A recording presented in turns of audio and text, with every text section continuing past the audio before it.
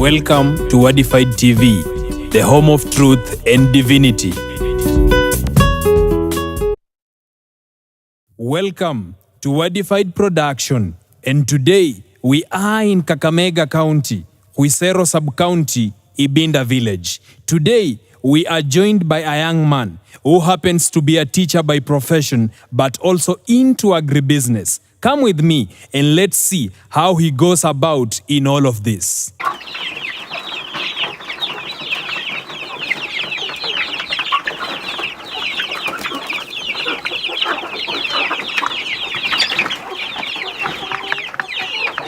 Yes, this is my poultry farm. Okay. And it is a registered business. Okay. Yeah, Dr. Thali poultry farm. Yes. So here we rear Ken Bro. Yes. We get them from Ken Chick. Yes. And then we also have F1 Sasso.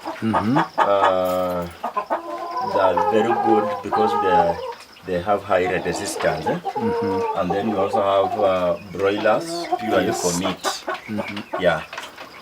And now, how do you acquire the chicks? Okay, first of all, how do you acquire them, and at which stage do you acquire them? Do you incubate the eggs?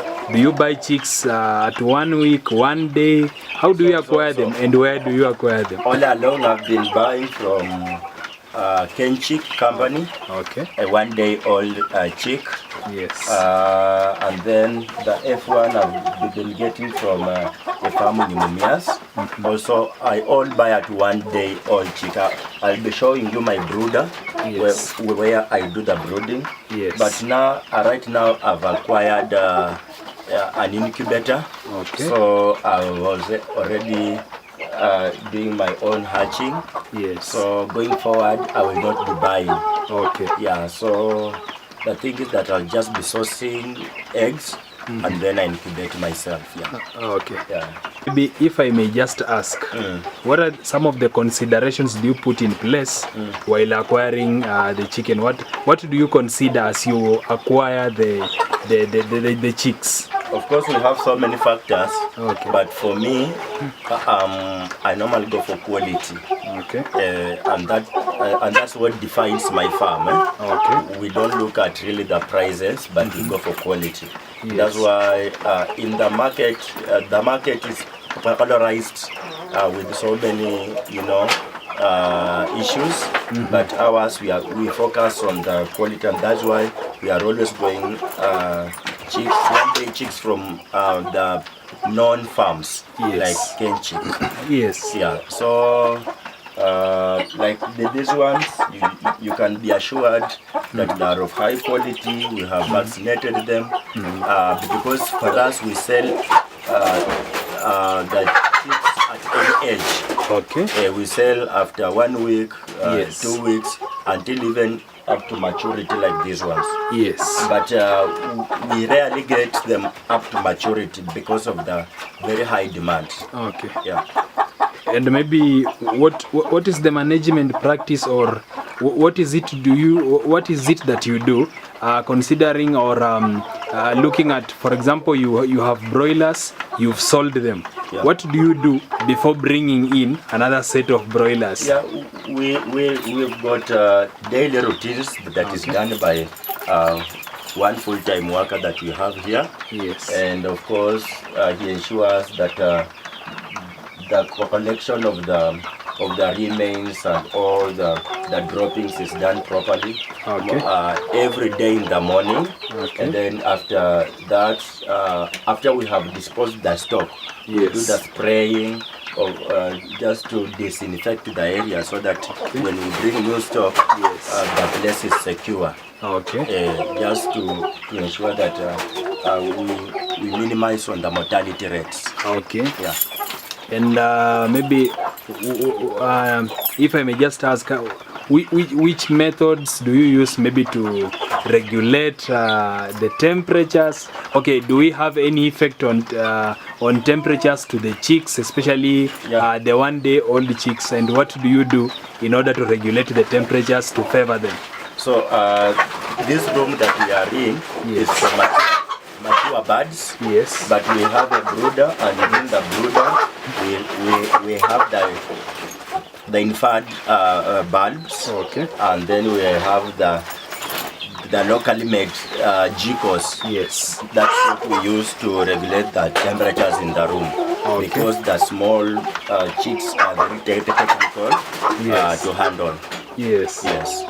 Okay. And then now, what are some kinds of feeds? Huh? Yes. Do you maybe use, okay, do we just use any food? You know, in our village, people feed their chicken with the remains of food, the leftover ugali, you know, rice. For you, No, which kind of feeds, and maybe which company? Okay, they've not paid for the promotion, but which kind of feeds do you prefer, from which organization? Yeah. Do you prefer that maybe work well with your chicks, and for which kind of a category specific? Not there is a difference between doing poultry as a farming na kuishi na kuku. Yes. So like those that you saw at home, Yes. hizo tunaishi nazo. Yes. They live in the morning, whatever they eat is none of our business, and then we Yes. just hope that they will come in the evening. Yes. But these ones I do it as a business, and therefore we buy the feeds. Uh-huh. And right now I use Fugo. Yes. For broilers. I use fast grow starter crumbs. After 3 weeks I transit to fast grow finisher pellets. Yes. And then at 5-6 weeks they are ready for disposal. Okay. For the other ones I also use Fugo, Yes. growers, and then chicks and duckling Fugo. But you realize that we've had a problem in supply of Fugo feeds. Yes. So sometimes we go to Faida feeds. But Faida feeds cannot be compared to the Fugo or whatever. That is my practical experience. Okay. But again, as I look forward to expanding the business, I'll be, coming up with my own feeds. Yeah. And maybe you've mentioned about the duration maybe you take before selling. You've told us there are some you dispose early. At some point, some go to maturity level, some don't go up to maturity level. You sell before the maturity level. Yeah. But maybe what is the market like when you talk about chicken rearing? What is the market like, and how do you acquire your market, and who do you sell to? Consumers, or suppliers? Yeah. As I've said that I sell my stock at any given point. Okay. And therefore, anytime the local community, the schools and other institutions require them, Yes. I'm able to dispose. Like this year, 2026, most of the schools are doing poultry Yes. as one of the projects. Yes. So I was able to supply to most of the schools around the chicks, and then they are able to continue with the management practices. Okay. But apart from that, you understand that chicken in our culture is one of the most preferred for meat. Yes. So I sell to kuku choma zones. Yes. within this locality, especially in Sabatia, some are in Hisero, Bukura, and so on. Yes. So those provides a market for me for the broilers. Yes. And then for the other chicks, Yes. we just do what we sell locally. But again, I do some product promotions on platforms like Facebook, Yes. WhatsApp groups, Yes. where I belong, Yes. and sometimes in an open air events, wherever I meet people, I tell them what I do. Yes. Yeah. Okay. And maybe what are some of the preventative measures do you put in place just to ensure that your chicks are safe and free from diseases? You will see when you will be entering the brooding area. Okay. You realize that there is some disinfectant at the door, Okay. where you are required to step in your foot before getting in. Okay. And then number two, I'm not practicing depleter. Yes. I've built shelves Yes. for these chickens. So Yes. the droppings the chicken cannot eat the droppings. Yes. And number two, that the interaction between the human Yes. and the chicken Yes. at least provides some space. Yes. So there is no direct contact with them. Okay. Yeah, but sometimes we also, when there is an outbreak, we restrict people visiting our farm. Okay. Yeah, just to ensure that our farm is also safe. Okay. Yeah, and we've also experienced some challenges. Yes. There's some outbreak of diseases. There was a time we lost about 100 broilers. So it's not a walk in the park as people may think. Yes. You must also be a risk taker because that one costed us more than 50,000, you know, and it has not been easy. Yeah. We are so sorry for that. But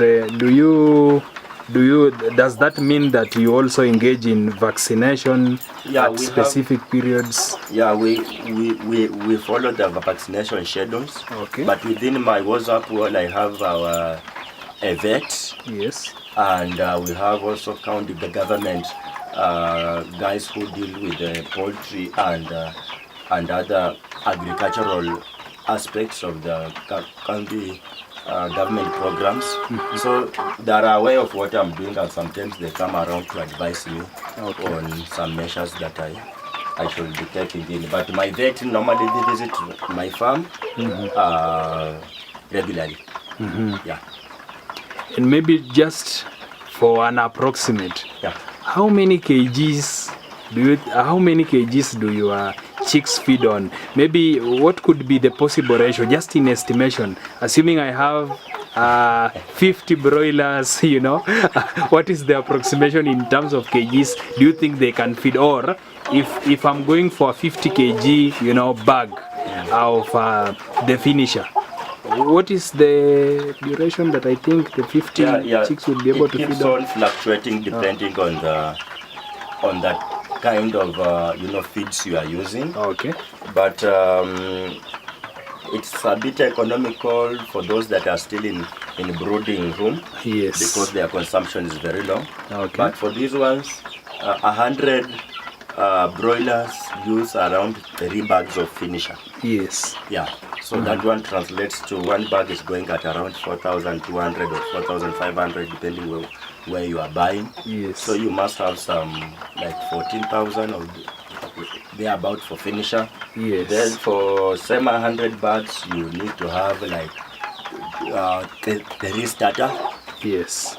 Starter goes at almost same price, 4,200, 4,300.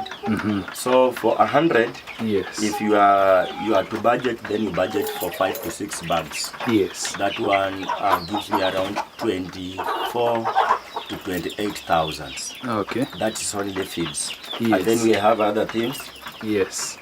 We have other medication, vaccinations Yes. that we administer. Yes. Yeah.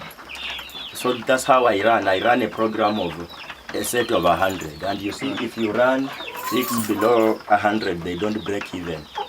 Because we also have full-time staff that need to be paid. Yes. And also some running bills like electricity. Yes. And among other things that you must pay every month.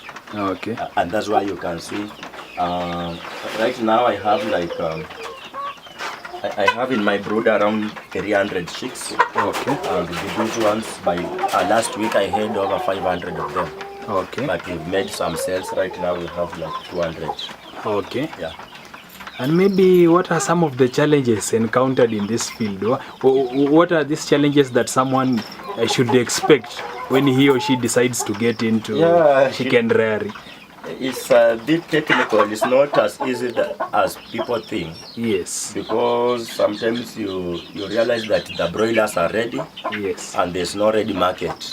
That one normally hits us so hard. Yes. And sometimes the market becomes promising. Yes. But now when they are ready, there are some delays of the disposal. Number two, yes, the fluctuation of prices of feeds.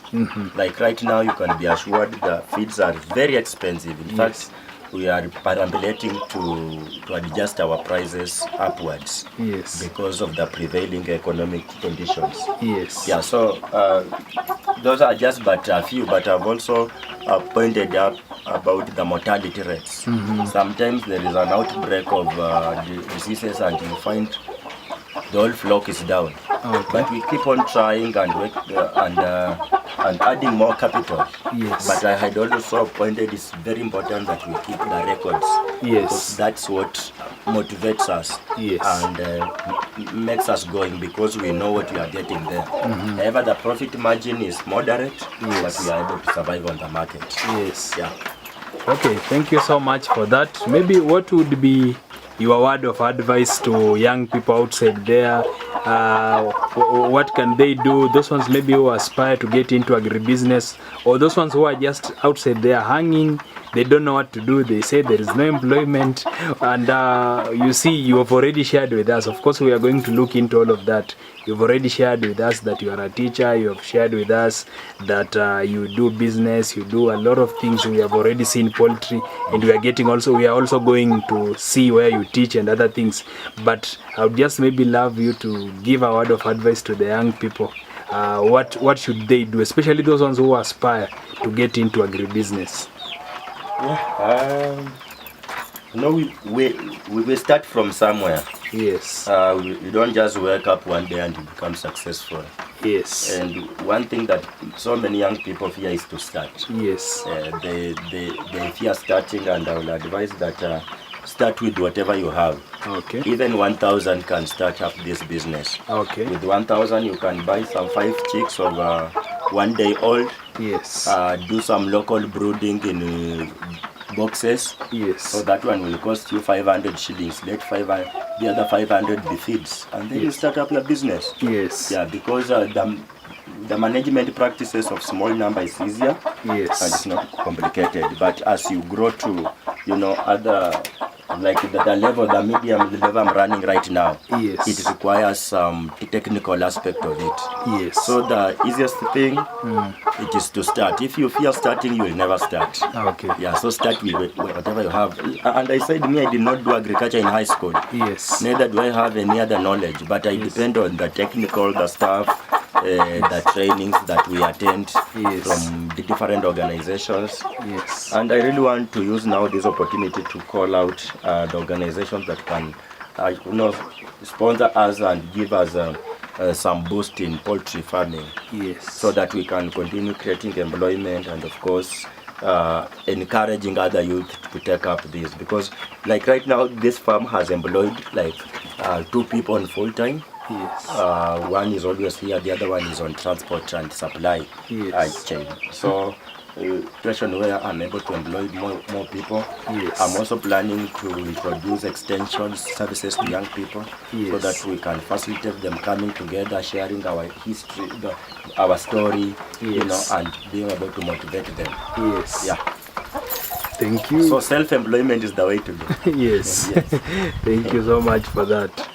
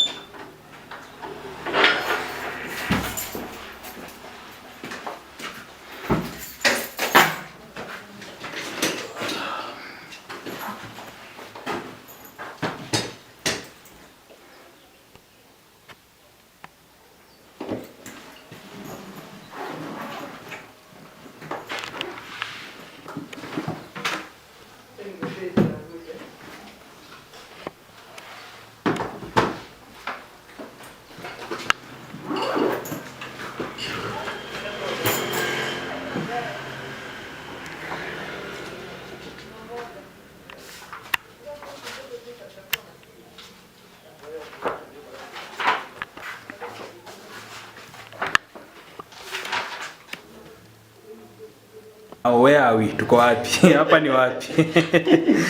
This is where the decisions of my life are made.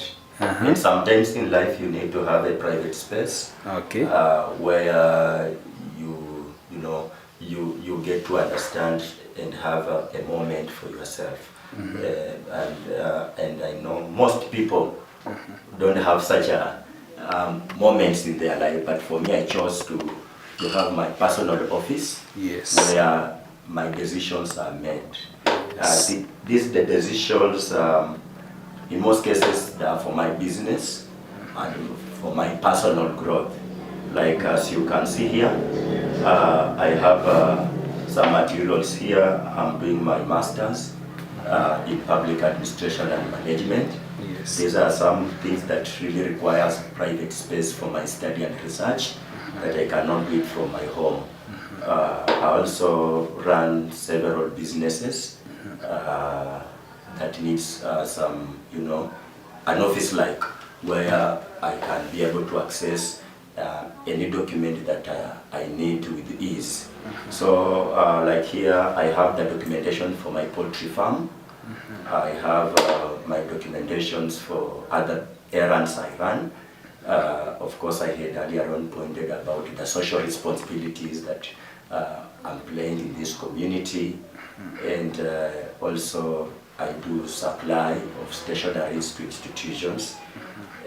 So there was a need to establish this. But some 4 years ago, when I was coming up with this idea, I had really ventured into an online business where I was really focusing on serving the colleagues in profession, and like filing of KRA returns of my colleagues and friends in the profession. I went ahead to provide all the e-citizen services at the comfort here. And I realized that because right now I'm a Western region coordinator for Stammering Association of Kenya, I serve so many people in my private capacity and PWDs, especially those people whom we share in SAC. So there was also need to have a private space because some of the things you cannot run them from the home. So I established this, and I realized also there is a very big gap in this community, especially for young people who've just completed their Form 4, and they have a wide waiting period for them to join colleges and universities. So I started up an ICT center where they can come in and get skills, and I don't charge them completely. I offer free training of basic ICT packages, computer packages, right from the Word to publisher, and today I even do coding, visual programming, using applications like Blocky and Kahooting and so on. So those are just an extension service I offer to my community, and you will see some girls outside there who are always on ground here to assist me to do that work. So ideally, concerning my poultry, one of the things that a farmer need to take into consideration is record keeping. And therefore I had to have of course a diary, and I keep my records in soft copy. So every time I do the purchasing, I do the sales, I'm able to to record, and that has really helped me to check if I'm making a profit or not. Because sometimes we just run errands, and we don't need really consider if we are making profit or not. And given that now I have got a big ambition of running a poultry farm that can serve this county, Kakamega County, there was a need to be strategic, because even when we are approaching the sponsors and well-wishers, they will always want to see exactly what are you doing, and do you keep records. They will want to see the track and the kind of investment that you are doing. So ideally, my poultry farm is not just for me. but is to fill the gap that is existing on the market, and also as a motivation to young people that agribusiness can work. Yeah, personally, I did not do agriculture in high school, but I did a lot of business studies. So, Yes. Agribusiness and all the activities involved in that chain, being aggregator, those things can make young people to earn a living, not entirely waiting for the government to create a job. And of course, one of the reasons why we go to school is to solve the social problems, not to come and seek for employment, you know. Yes. So I took it as however much I'm doing a lot in research in administration, policy formulation, and so on. It's also good that I do what I'm supposed to do as a citizen. So, entirely this is a decision-making table. Yes. Yes, Okay. yes. Yeah. Okay, so what are some of the times maybe we expect to get you in the office? Do you just come in randomly? Do you come in after school because you are also a teacher? Do you report here every morning, or do you come in only when you have a specific thing, or do you just come here for stock checking? Now that it's also linked up, of course, with the computer service production zone. I don't just come in anyhowly. Okay. But again, we have activities that necessitates my coming in the office. And one thing that I've learned in business is taking a risk. And one of the risks that people fear getting into is establishing business or enterprises because they are not on ground. Yes. But we have measures that one can always take to ensure, even if it's not on the ground because of my profession, you know, things still run. As you've seen, we have CCTVs around Yes. this building. And number two, I have very trusted people on the ground. Yes. However much they may not be 100%, but those are the risks that we take in business, you know. So as a profession, I rarely come in my office in the morning hours, unless if it is a weekend on Saturday. Most cases I come in evening after my working hours, because you realize that working with government, you are supposed to work around 8 to 9 hours. And you see, Bwana Clinton a day has got to 24 hours. Yes. So out of 24, the government takes 8 or 9. Yes. Or somewhere thereabout. So if you do your math, 24 minus 8, you know, it gives you some substantive hours, 16 or Yes. 15 hours that belongs to 20. So it's up to you to decide if you want to sleep for those 15 hours or you can engage in something else. So like for me, out of the 15 hours I'm left with after working with in the government institution, I purposed to do my private ventures. So because I cannot sleep for 15 hours. So after school around 4:35, I get here in my office. If I'm focusing today on academics, then I will stay even up to 9 in the evenings. So that once I go home, I just go and relax. In fact, for me, I really do less at home, pertaining my business and other things. So for my schedule of coming here, it's random, but probably if you want to see me, you must book an appointment. Yeah, and appointments are booked online. You can do an SMS, a WhatsApp, and then we schedule when you can see me, because wherever I come in the office, I have specific things I'm going to work on. But we have other activities that my staff will always do on my behalf, with some consultations here and there, and things run. Like when we are talking about supplies that I do, you know, I cannot be running up and down every day. That one may really interfere with the schedule of my day, being that I'm a civil servant, you know.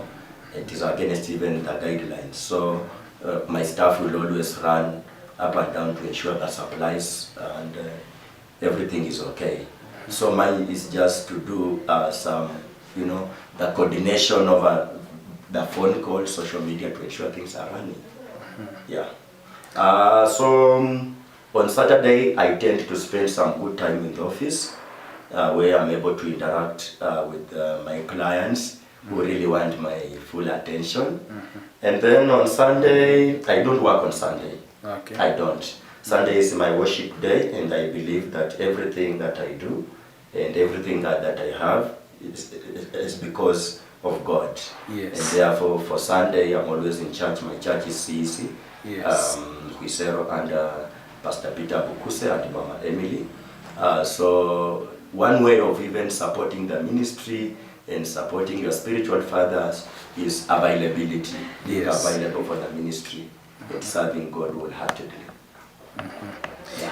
Okay, now that you've mentioned about being in the office and having most of your things, most of your decisions done here in the office, Yeah. as opposed to doing them from home. Yeah.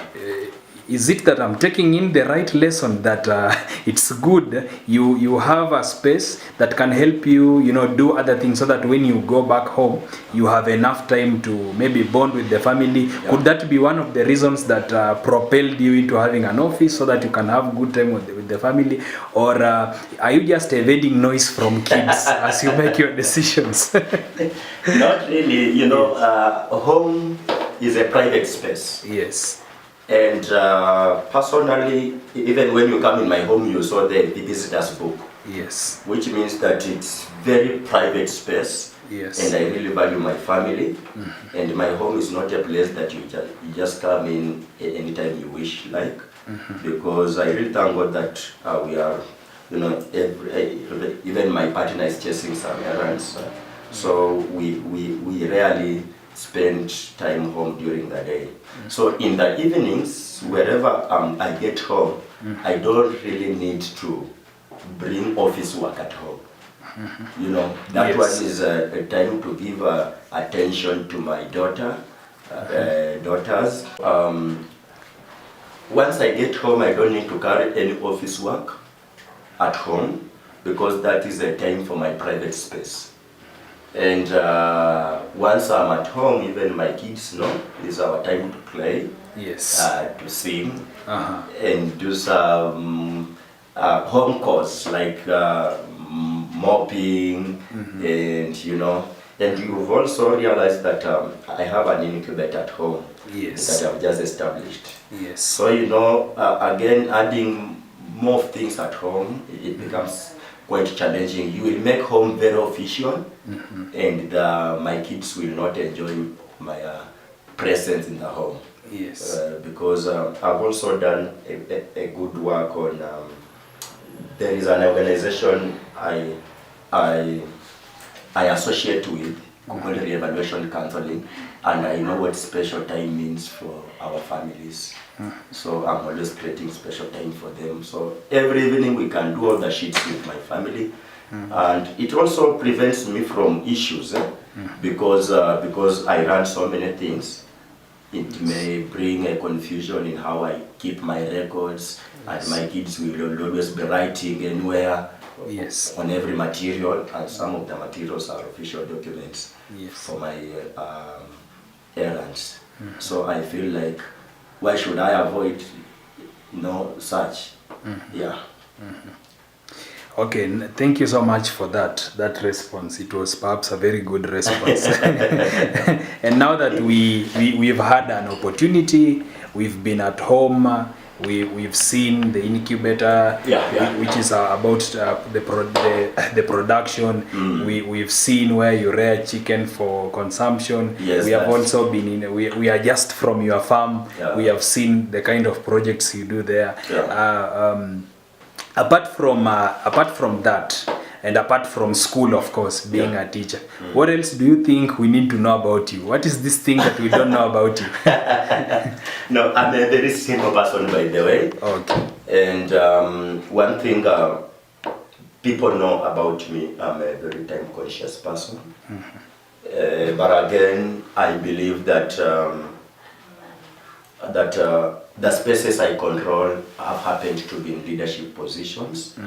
And I really want to appreciate people who've done a lot of work in my life, ranging from the college, university, and now where I am right now. Not failing to acknowledge my parents, because I think they really played a very big role in mentoring me, because we really grew up from a very, humble background, and we really struggled, by the way, growing up in a very pathetic environment, and they were always on it to ensure that we become successful. So most people don't know that I'm among people who live with a disability, and this one is a community that has been disregarded for so many years, but I do a lot of advocacy, and we've created special attention to them, even in my private capacity, to ensure that they come to limelight. Yeah. And now, maybe if I may just ask about what you've just mentioned. It is of course a sensitive issue, but basing on that, living with a disability and something like that, do you think, or at any point, has this one become a challenge? Has it hindered you from getting something? Have you ever missed out on something because of being able differently, or has it also been a gain at some point? What can you say about it? Because again, we would really want to encourage those ones maybe perhaps who live with disabilities, or perhaps are able differently. We would really love to encourage them so that maybe they can learn from you, because I know some of them maybe have given up. They feel like, because I'm challenged in this way, maybe I may not be able to achieve that, because I'm living with this other ability, this kind of a disability, maybe I may not be able to achieve this, maybe I will be discriminated. What you do, according to you, actually, how has it been for you, and how do you advise those ones living with the different abilities, of course in different perspectives of life? It has been really quite challenging. Okay. And I want to say that being able differently is not a walk in the park. Growing up in a very harsh environment that did not really recognize my disability, I think I passed through hell.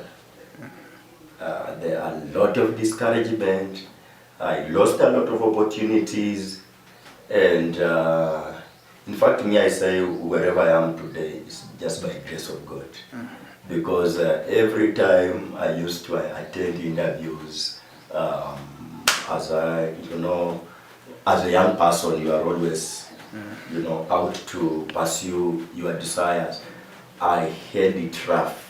I really had it rough, and especially even in leadership, in position I've held, I've had it very rough, and that's why I play a lot of advocacy, because I understand what people with disability pass through. Even right now, even in the job market, those things still exist, and I think this one becomes an opportunity for me to make it very loud that there is a need for more policies like what happened in the Act of 2024, which has really brought a lot of changes. But some employers are still ignorant about it, and I think I want to say this one to people with various forms of disability, that disability is not inability, but again we need to come out of our corners and shout like a blind Bartimaeus. Yes. We make a loud shout so that Jesus can hear and know that we exist. Yes. But again, we have people who really motivated me, and one of them is this professor, Mama Wanjiku Kironyo. Yes. Mama Wanjiku Kironyo has written a book, Born to be Unstoppable. I've known her for about 10 years right now, and she has been my leader in re-evaluation counseling, and I think she challenged me. She really challenged me about my stammering, and I can say I can say a lot about her and the role she has played in my life as a person who stammer. Yeah. Yeah, thank you so much. I think that is a very good encouragement to yes, those ones maybe who have been disabled and maybe they feel like giving up. I know they are so much encouraged. Yeah, and right now, sure, and right now, government has opened a lot of opportunities for people with the disability. Number one, they have really eased the processing of NCBWD certification. In fact, purely online, once you get the medication form and the assessment form, you just do it purely. And I do it here freely. Anybody coming to apply for those certificates online, I offer those services freely. Okay. Once he books an appointment and is able to get me, I do them freely. Number two, right now we have so many opportunities that are coming up for the different labeled people, things to do with grants, startup, trainings, and of course funding, and among others. But we have one problem. That people with disabilities, most of them are not organized in groups. Number two, most of them, they lack a chance maybe to be empowered in education, so they are not able to grasp some of the opportunities. And then number three, they lack information. People lack information, and I think this one is a call to this government, if they can really up their game in terms of bringing information to the village level, so that these people can really understand their rights and the opportunities that exist here. Okay. Yeah. Thank you so much for that. We appreciate. Yeah. Now this is Mwalimu Joshua. Yes. At work.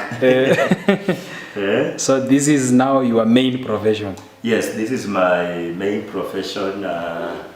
A teacher. I've taught now for about, I should be doing my 10th year. Okay. But I really taught quite some good time on board of management. I did my PT. After PT, I went to do CPA. I'm an accountant by profession. Okay. With CPA 1. After that, I went to do a degree in education, specializing in mathematics and business studies. Okay. And right now I'm doing my master's in public administration and management. Okay. In this profession, in most cases, I've done my learning on school-based program. Okay. And that's why I can say I've worked on BOM for 8 years, and now in TSC for 2 years. I've worked in Kajiado, Oletoktok. Okay. Yeah, for 2 years. There was a time I worked some few terms at Huisero Primary, but my large scope I've worked in Shiongo Secondary for quite some good time, around 6 years. So plus the other 2 years for Kajiado and Huisero, that comes to 8 years. Yes. And then now I've been in this school for now 2 years. Okay. Yeah, I've been here for now 2 years, under now TSC. Yes. So this is my official working place. Yes. Normally I arrive here around 7:30. So that by 8 sharp I'm in class. I teach mathematics and pre-technical studies, because we don't have business studies in JSS in junior school. So I teach mathematics and pre-technical studies. Something that I enjoy teaching. Sometimes you get some changes here and there. So sometimes I teach CRE grade 7, which I enjoy, though I did not do it in high school. I did all the sciences. But then I did physics, chemistry, and biology, and I never did geography and CRE. But I enjoy doing it because our learners cannot suffer when you are around. Because once a teacher, you are a teacher with the methodology. Yes. You must be able to deliver. Yes. And it is not just a profession, but it's also a calling because we do it from passion. Yeah. When you look at even the workloads that we do, they will tell you it is all about the passion is in it. Yeah. Yes. Yeah. So what is actually teaching like? How do you perceive teaching? Because I know some people love it, some people have a negative attitude towards it, some people have positive attitudes towards it. But now as a teacher who has been teaching, of course you are doing other businesses and you still teach people on how to do those businesses. How do you perceive teaching? I want to say I enjoy teaching. Okay. For the 8 years I taught on board, I was really skilled towards business studies. Yes. And the records speak louder. In this Huisero sub-county, I've performed exemplary. Yes. In fact, my subject, business studies in Shiongo, used to top for those years because I don't just teach. I teach in such a manner that if these students do their KCSE Yes. and forget what they have learned in high school, they are able to use the skills, Yes. the knowledge they acquired in business for survival. Yes. Because you understand right now, business is the way to go. Yes. And the best way teachers we can do is to teach like Jesus. So that even these learners can be amazed on how you teach. You don't just teach exam oriented, Yes. but you teach them to be able to fit in the society, to be able to earn a living after. And that's why I'm really for CBE. Okay. Because it's also worth to note that I'm a CBE champion teacher. Okay. In Kakamega County. Yes. And I really want to appreciate my boss. Yes. And other ministry and TS officials who have held my hand to see that I grow professionally. Okay. It's also worth to note that I've held different trainings and workshops. Apart from just being a CBE champion, I've also done course with Semaster on coding. I'm also an MCE certified educator on ICT and digital literacy in this country, and so many other things that I've done with the various bodies that encompasses MOE or that works together with MOE. Even right now, I'm doing a program with Wavumbuzi and learning to code. Those are online courses that I do, just to ensure that I better my skills in this profession. So I do teaching as both profession, but I also have passion because I really enjoy mentoring young people. Yes. And as I've said, I don't just teach. Yes. I teach as if that after these learners get out of the classroom, they are able to utilize the knowledge and skills to make them survive. Yes. Yeah, so I enjoy teaching. Okay. That is Mwalimu wa math hapa ni wapi? Mwalimu wa math hapa ni wapi? Yes. Okay, that is very good of you. And now that you've been in the teaching profession for 10 years, this means you have you've taught both in the 844 system, sure. the other system, and then here comes CBE. What do you think about this transition? What do you think about the CBE system as opposed to the former system? I've pointed out that CBE is the way to go. Okay. And I've really traversed in this country. And again, I've been able to be in other countries. I've been in Tanzania, I've been in Uganda, I've been in Ethiopia, I've been in Nigeria. In my private activities, and wherever I get a platform with educationists, we share. And I can assure Yes. the people of Kenya that CBE is the way to go. The Okay. only challenge that we are having it is how it's being implemented. Okay. The implementation is the challenge. Yes. Because you understand, anytime, even if you read the history, anytime you transition from one, level to another, there Yes. are always those challenges. Yes. Transition challenges. Like right now, you see, like I've said, I teach theory. Yes. But you see, that's not my area of specialization. Very true. And I think being a pastor does not qualify me to teach theory. Yes.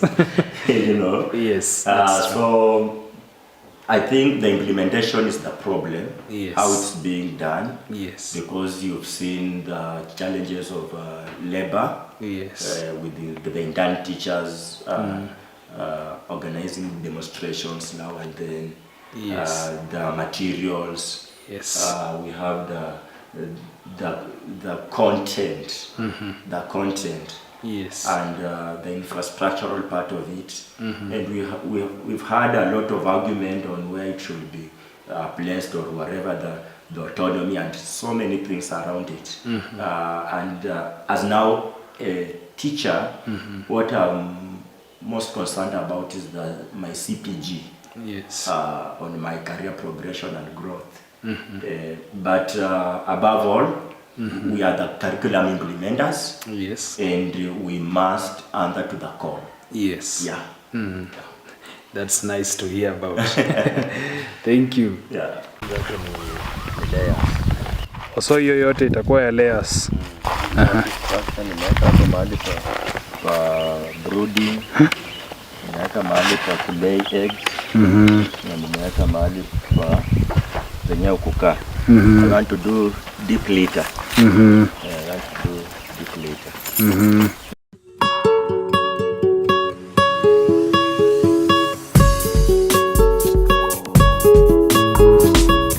Welcome to Wadified TV, the home of truth and divinity.